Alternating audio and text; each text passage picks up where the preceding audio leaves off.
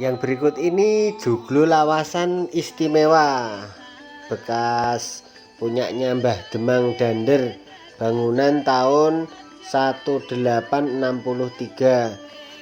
Nah, ini soko 42 cm soko gurunya, dengan luas bangunan 9 kali 10 meter. Ini ada gebyok kelilingnya, gebyoknya ukir. Wah, ini jati sangat lawas. Untuk tinggi sokonya sendiri itu 4 meter. Ini ukirannya. Nah, ukiran khas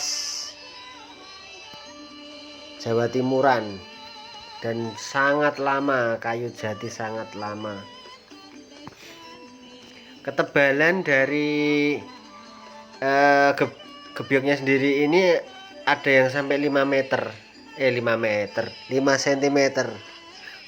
Jadi ini kayu-kayu jati zaman dulu yang sangat tebal-tebal pada masa penjajahan Belanda.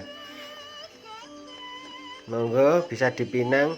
Lawasan ini juga dilengkapi dengan tiang pinggirnya itu 21 kali 22 cm. Jadi kayunya memang sangat-sangat besar dan istimewa.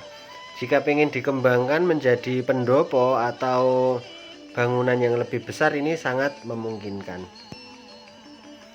Demikian, bisa menghubungi Omah Jawa Tentrem untuk bisa segera dibongkar dan dipasang kembali di lokasi tujuan.